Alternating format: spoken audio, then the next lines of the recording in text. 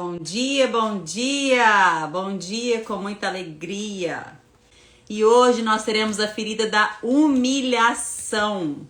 Todo ser humano é ferido, todo ser humano usa máscaras. Então, nessa série de lives sobre as feridas emocionais, bom dia, querida. Nós estamos falando em detalhes sobre as 5 feridas emocionais. Então assista para saber se a ferida da humilhação é a sua ferida maior. Já começo falando aqui que eu também me reconheci na ferida da humilhação. Inclusive a primeira vez que eu ouvi, isso tem uns 3 anos, que eu ouvi sobre as feridas emocionais. A primeira coisa que me chamou a atenção foi isso. Por quê? Eu tenho varizes e ter varizes nas pernas é uma das doenças provenientes da ferida da humilhação. E eu lembro que eu fiquei, meu Deus, fiquei chocada com aquilo. Tudo se encaixava, sabe? E eu me vi naquela ferida também. Então é uma das minhas feridas, mas não é a minha maior ferida. Mas eu tenho no meu corpo e no meu comportamento indicações da ferida da humilhação. Vamos à ferida da humilhação. Enviem, façam os convites de vocês aí. Eu trago conteúdo para vocês e vocês me ajudam a entregar esse conteúdo, tá bom? Vocês me ajudam a entregar esse conteúdo incrível para as pessoas. Bora lá, ferida da humilhação. Primeiro de tudo, quero te dar as boas-vindas. Que bom que você veio, que bom que você veio aprender, que bom que você veio buscar conhecimento. A nossa transformação começa quando a gente decide buscar conhecimento.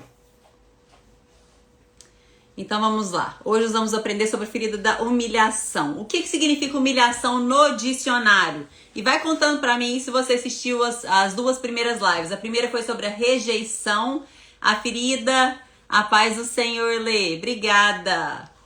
A primeira ferida foi sobre a rejeição e a segunda ferida foi sobre o abandono. As 2 lives ficaram salvas por um dia inteiro, um pouco mais de 24 horas. E essa live também ficará. Amanhã ela sai do ar. Então envia, compartilha com todo mundo, tá? E até depois que acabar também, compartilha pra gente espalhar conhecimento. Então, significado do dicionário, no significado de humilhação no dicionário. Ação ou efeito de humilhar-se, rebaixamento moral. Outro significado da humilhação é submissão. Mas eu não concordo que se submeter, por exemplo, ao meu marido é me humilhar. Submeter ao meu marido é um princípio bíblico que eu ensino lá no submissão, é um princípio bíblico que eu ensino lá no Despertando Thalita. Sejam muito bem-vindos. Então, submissão para mim é uma forma de proteção e não de humilhação, tá bom? Se você tinha pensado em submissão como humilhação, conta aí pra mim, porque eu cresci pra não ser submissa. Eu fui criada pra não ser submissa, pra dar conta de tudo, pra nunca depender de homem. Então eu fui criada pra não ser submissa e eu tive que aprender a submissão. E hoje eu entendo que submissão não é uma forma de rebaixamento moral, não é uma forma de humilhação e sim de proteção, e eu ensino lá no Despertando Thalitas. Então vamos lá. Sinônimos de humilhação também: vexame, afronta, ofensa, desrespeito. E essa ferida, ela se manifesta entre 1 e 3 anos de idade. É quando a gente é bem pequenininho, tá? Coisa que a gente não lembra, quando a gente é bem pequenininho mesmo. E ela está ligada ao fazer e ao ter. Lembrando que só a ferida da rejeição está ligada ao ser, está ligada à sua identidade. É somente a ferida da rejeição. A ferida da humilhação, assim como a ferida do abandono e todas as outras feridas que nós vamos ver, estão ligadas ao fazer e ao ter. Lembrando que é a pirâmide do indivíduo. Ser, fazer e ter. Aqui, ó, como se fosse 3 quadradinhos. Deixa eu usar aqui meu diamantezinho.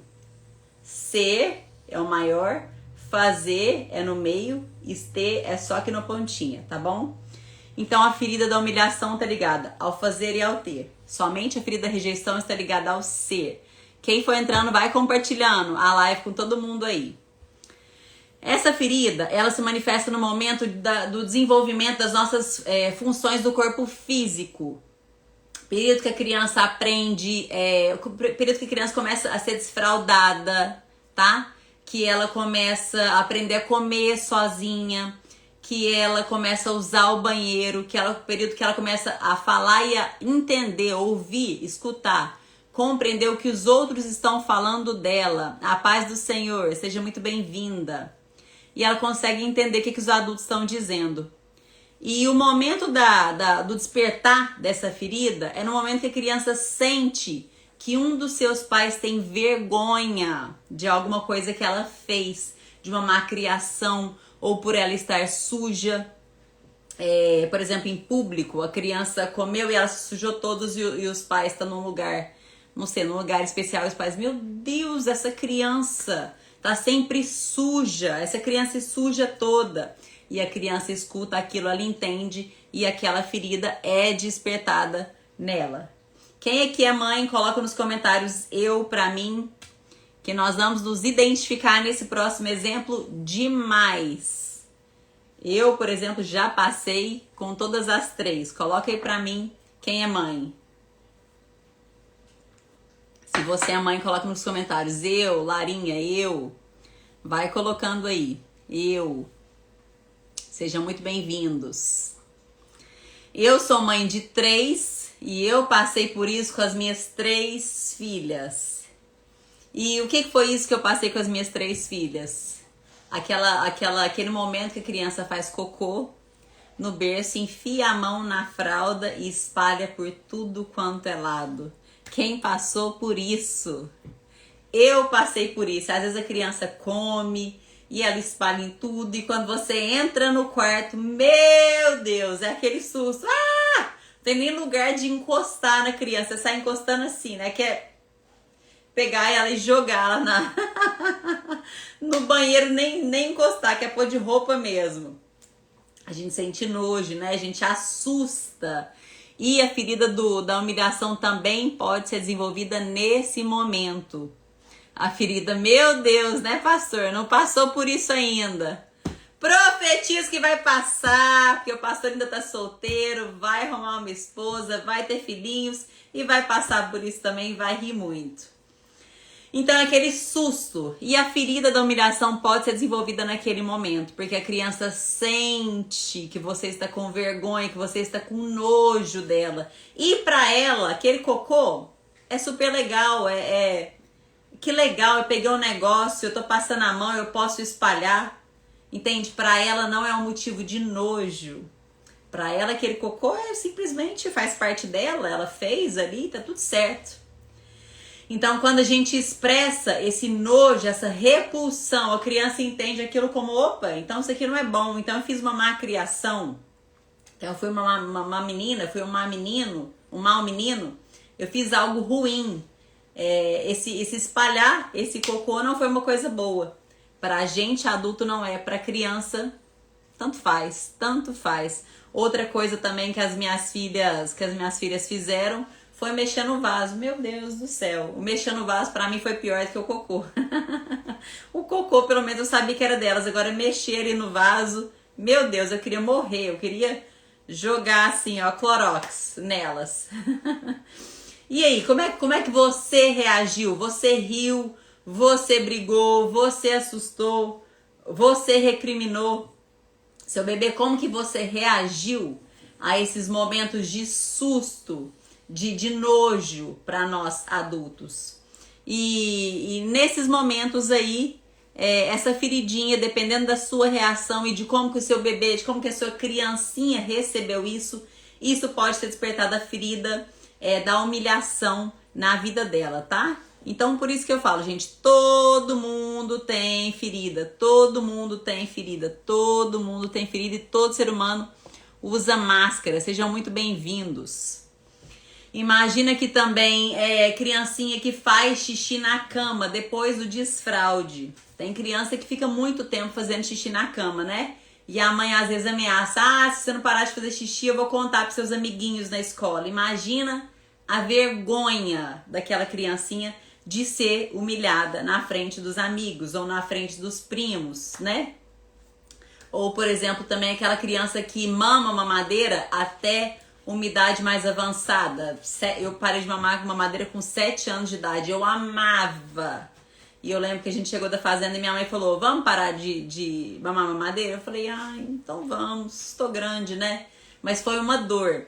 Mas imagina se a minha mãe falasse hoje em dia, na época da internet, na época do Instagram, do YouTube, do Facebook, se a mãe falasse, eu vou tirar uma foto sua e eu vou mandar pra todo mundo pra ver a sua idade, menina grande mamando mamadeira ainda. Pelo amor de Deus, para com isso. Ferida assim, ó. Ferida gigantesca. Essa ferida já existia, agora ela tomou uma proporção muito maior. E a gente faz isso com os nossos filhos quando a gente não tem conhecimento. Quando a gente não tem conhecimento de que a gente está ferindo. Lembrando que eu feri as minhas filhas também. Eu não sabia, eu não tinha esse conhecimento, tá? Então, por isso que eu sempre falo, quanto mais eu sei, mais chance eu tenho de ser transformada e de cortar ali o ciclo de ferir, de continuar essa dor na minha família, né? Eu paro de ferir os outros, eu paro de me ferir e paro de ferir os outros também. Então, essa humilhação também na frente dos outros. A criança que vive a humilhação, ela vai usar a máscara do masoquista. Olha que sério isso. A criança que vive a ferida da humilhação vai usar a máscara do masoquista. Masoquismo é o comportamento de uma pessoa que encontra satisfação e até prazer em sofrer. Olha isso. Olha o que a gente faz sem ter conhecimento. Então, masoquista é aquele que sente, que encontra satisfação e até prazer em sofrer. E, em geral, essa pessoa vai procurar a dor e a humilhação de maneira inconsciente. Essa ferida abriu entre 1 e 3 anos de idade. A criança não tem a mínima ideia de que ela tem essa ferida. Ela não tem a mínima ideia de que ela tem essa ferida. E ela vai começar a atrair para si situações de dor, situações de vergonha, para que ela possa sentir isso. E mesmo não querendo, mesmo sentindo vergonha, mesmo aquilo doendo nela, ela sente prazer, ela atrai esse tipo de comportamento. Ela vai atrair para si pessoas que vão humilhar ela, que vão passar vergonha, que vão rebaixar ela. É muito louco como que o nosso cérebro funciona, né? Como que o nosso corpo como que o nosso corpo esconde os nossos sentimentos, as nossas feridas da gente, como que ele age para nos proteger. E essa pessoa também, o masoquista, também se planeja para se machucar ou se castigar antes que o outro faça. Tá bom? É aquela pessoa que antes de rirem de mim, eu já vou me expor, que aí todo mundo já ri junto e eu não vou passar vergonha quando eles me humilharem.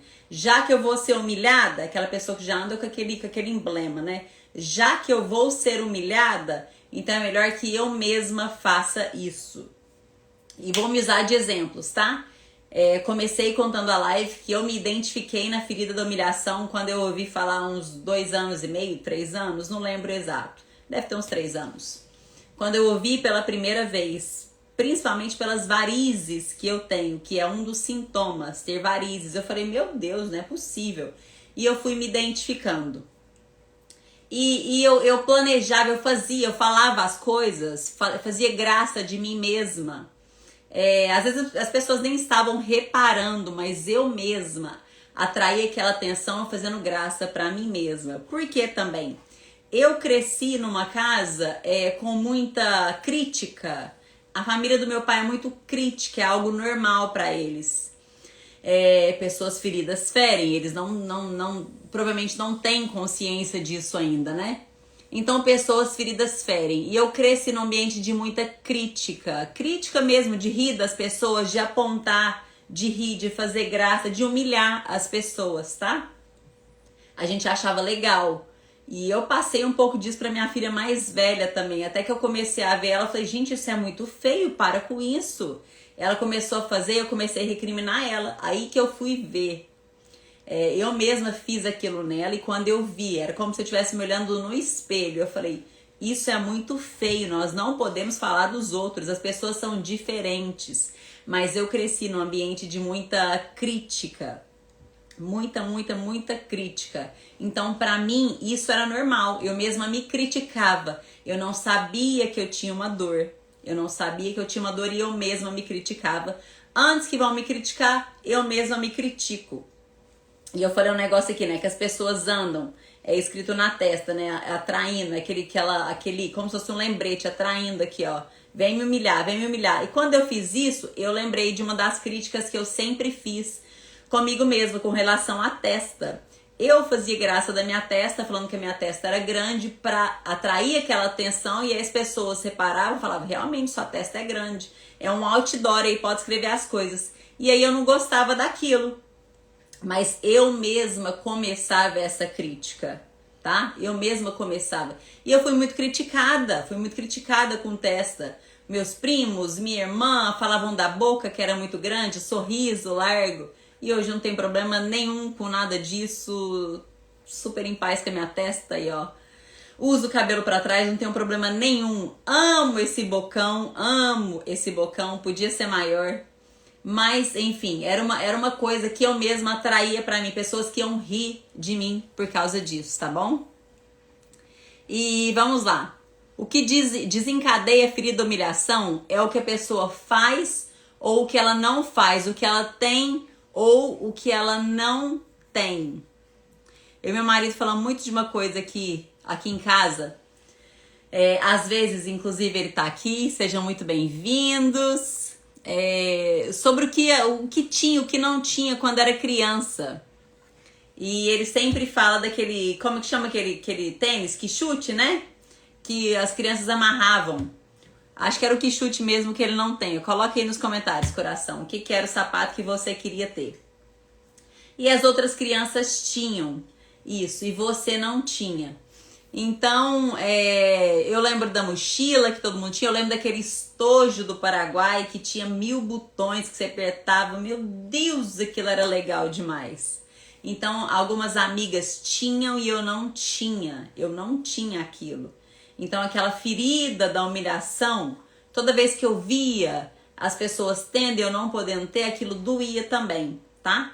E às vezes eu fazia graça, às vezes você critica, você fala mal de alguma coisa que você não tem, porque você gostaria. Você pode humilhar as pessoas que não têm, porque você gostaria de ter. Então, para aquela pessoa, se aquela pessoa tá te incomodando, você vai lá e já humilha essa pessoa de uma vez.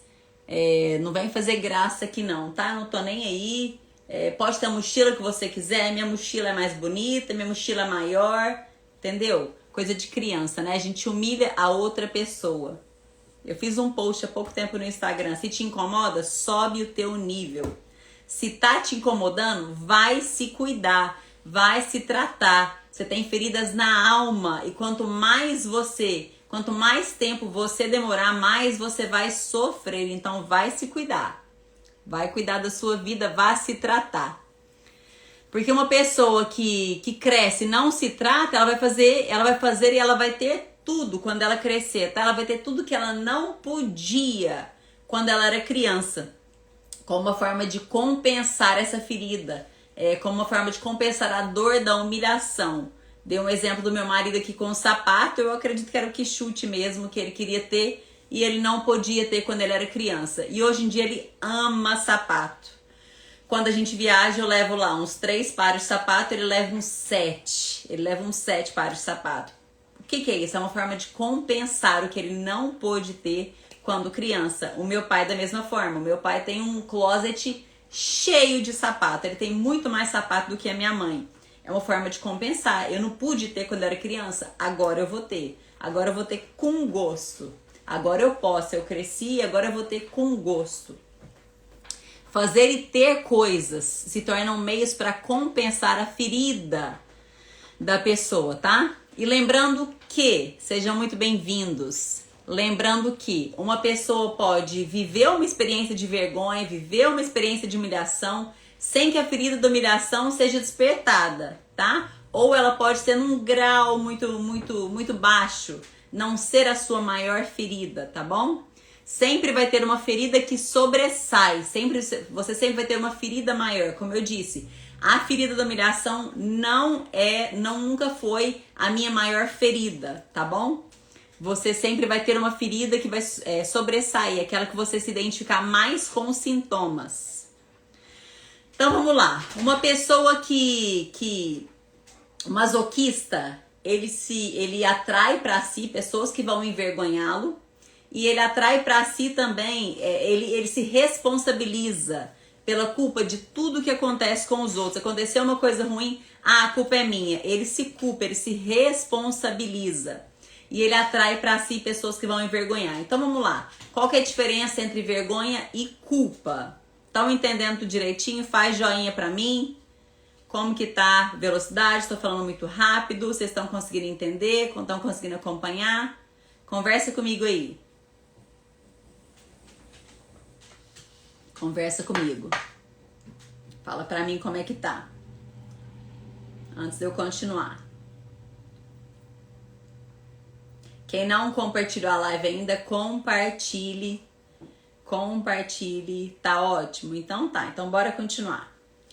Então qual a diferença? Ótimo, obrigada. Então qual a diferença entre vergonha e culpa? A culpa é quando a gente julga errado alguma coisa que a gente fez ou alguma coisa que a gente deixou de fazer. Essa é a culpa. Obrigada, pessoal. Essa é a culpa. Quando eu julgo errado algo que eu fiz uma coisa errada ou eu não fiz uma coisa e eu errei. Então você se culpa por isso. A vergonha é quando eu me considero incorreta quanto algo que eu acabei de fazer. Tá bom? Eu me considero incorreta. E o oposto da vergonha é o orgulho. O oposto da vergonha é o orgulho. E a partir do momento que eu não sinto orgulho de mim mesma, eu sinto vergonha e eu acuso a mim mesma, eu sou levada a querer me esconder, porque eu sou uma vergonha para a sociedade, eu sou uma vergonha para minha família, eu envergonho as pessoas ao meu redor. E inconscientemente eu estou atraindo pessoas que vão me envergonhar também, tá? Inconscientemente, só arrumar aqui. Conscientemente eu vou atrair pessoas que vão me envergonhar. Deixa eu só arrumar aqui. Acho que melhorou. Eu vou atrair pessoas que vão me envergonhar e eu vou me envergonhar também, vou me colocar em situações que eu vou me envergonhar.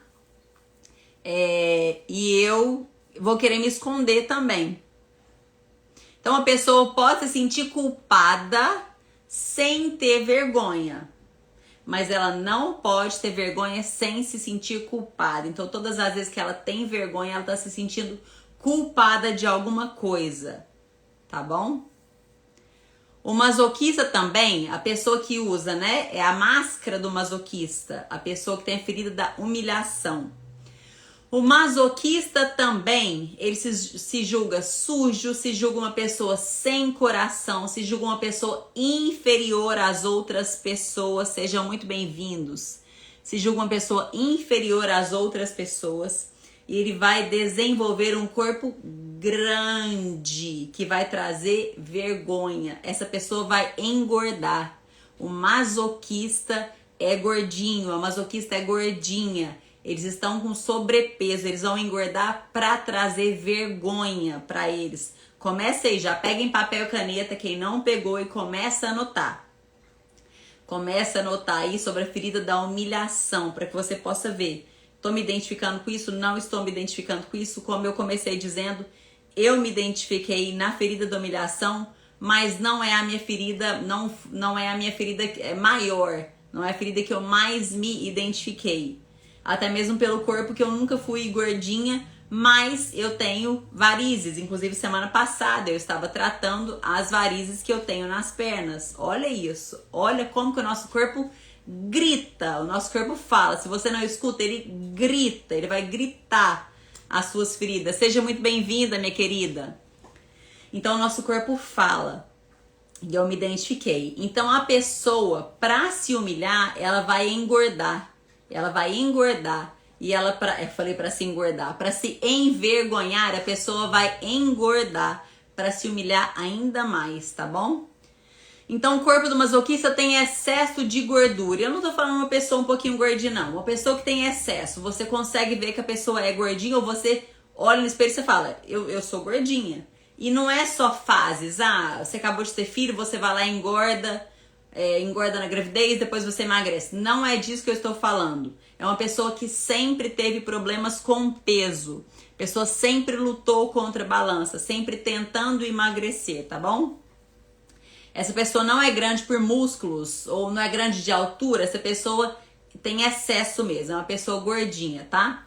São indivíduos que estão notavelmente acima do peso. E quando é só uma parte do corpo que é grande, por exemplo, barriga muito grande, homens, né? Homens principalmente costumam ter barriga muito grande, ou mulher que tem aquele peito muito grande, aquela barriga muito grande, isso indica uma ferida de humilhação mais intensa, menos intensa que é só uma parte, mas tem humilhação. Quando não é o corpo todo, é uma ferida menos intensa, mas tem humilhação aí, tá bom? Mas o corpo típico da ferida da humilhação é um corpo gordo, um corpo inteiriço, aquela pessoa que é gordinha. Vamos para outras características do masoquista. O masoquista geralmente é baixo, são pessoas baixas, sejam muito bem-vindos. São pessoas baixas, de estatura mesmo, tá? Tem o pescoço largo e inchado. A pessoa tem tensões no pescoço, na garganta, nos maxilares e na pelvis. A pessoa tem o rosto redondo, tem o rosto mais redondo.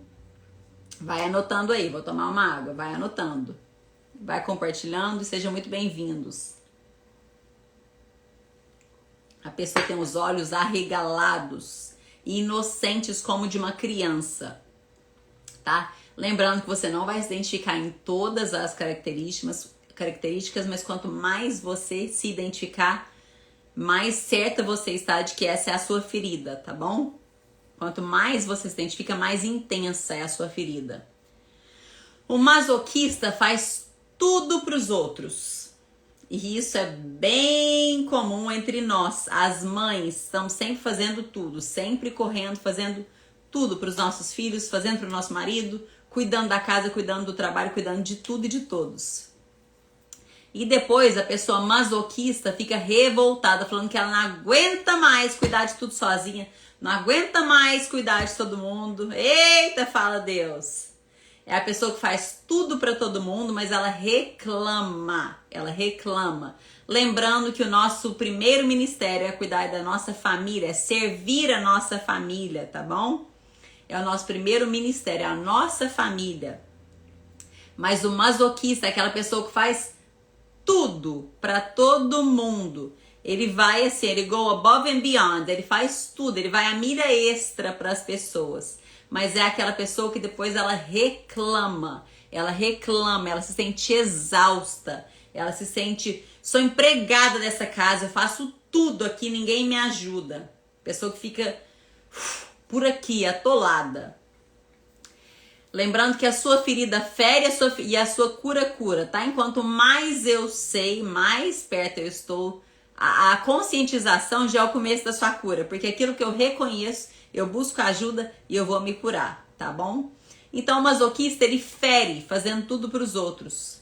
E é muito comum o masoquista também afirmar perante a família, perante os amigos, que determinada pessoa não faz nada sem ele. Essa pessoa não consegue fazer nada. Aquela pessoa que faz tudo e ela gosta de boca cheia falar: meu marido não faz nada sem eu. Nossa, eu faço tudo pro meu marido, eu arrumo mala, eu arrumo a casa, eu arrumo as coisas dele, eu deixo a roupa dele passadinha, arrumadinha pra ele sair. Meu marido não sabe fazer nada sem eu. Ai do meu marido se não fosse eu. Aquela pessoa que gosta de se gabar, tá bom? Mas ela tá por aqui de cheia, a pessoa não faz nada. E isso ela também humilha aquela pessoa. Imagina você tá com seu marido, aí você vira na frente das pessoas e fala: esse homem não faz nada sem eu, esse homem não sabe nem se vestir sem eu. Eu tenho que colocar o sapato que ele vai usar, deixar a roupa lá pra esse homem ir trabalhar. aquela pessoa que ela está se gabando de tudo que ela faz e ela está ao mesmo tempo humilhando a pessoa. Sejam muito bem-vindos, sejam muito bem-vindos. Compartilhem a live. Então, sua ferida vai verdadeiramente ferir as pessoas, tá? Vamos lá, uma mãe masoquista. Vamos dar um exemplo da mãe masoquista. A mãe masoquista é aquela mulher controladora. Ela tende a controlar o que a sua família veste, como que a sua família tá, a aparência, se a sua família tá limpinha, se o seu parceiro tá limpinho, se o seu marido tá limpinho, quer controlar o que seu marido veste, seu marido põe uma roupa, essa roupa não, você vai vestir essa roupa, e como eu disse antes, ela vai lá deixar a roupa separada, vai viajar, ela já faz a mala, porque o marido vai usar exatamente o que ela está arrumando para ele vestir, ele não tem escolha própria, ele não pode fazer a própria mala, tá bom? Então ela vai fazer, ela vai escolher tudo, e os filhos também. É aquela mãe que quando a filha vai crescendo e ela fala, mamãe, eu não gostei dessa roupa, esse estilo, seu estilo não é o meu, a mãe não aceita, ela é controladora, tá bom? Como é ela que compra, ela vai comprar só aquelas roupas que ela acha que os filhos devem usar, ela não deixa os filhos terem opinião própria, ela quer controlar tudo e todos.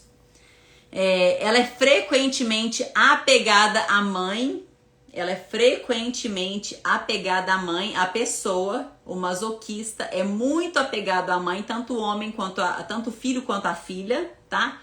Muito apegados à mãe, e eles vão fazer de tudo para não causar vergonha, né, a essa mãe. Ele vê a mãe como um peso muito grande a ser carregado. Ela tem a obrigação de carregar o peso da mãe. Tudo que acontece com a mãe é minha obrigação. O bem-estar da mãe é minha obrigação. Tudo que acontece com a minha mãe é minha obrigação. E ela se sente obrigada. Obrigada a carregar esse peso. E essa pessoa precisa ser um apoio sólido. Ela precisa ser um apoio, sejam muito bem-vindos. Essa pessoa precisa ser um apoio muito sólido para a mãe, tá? E essa influência pode continuar, essa influência da mãe na vida dela pode continuar mesmo depois da morte da própria mãe, tá? É uma pessoa muito apegada. Por exemplo, ela não vai fazer nada para envergonhar a mãe, mesmo a mãe já tendo partido, ela não vai fazer nada que possa envergonhar a mãe, porque, meu Deus, eu não vou envergonhar a minha mãe. Eu aprendi, eu não vou envergonhar a minha mãe. Se a minha mãe fosse viva ainda, isso traria muita tristeza para ela, então eu não vou fazer isso. Essa pessoa, desde jovem, ela evita falar por medo de se envergonhar e de causar vergonha às pessoas também, tá?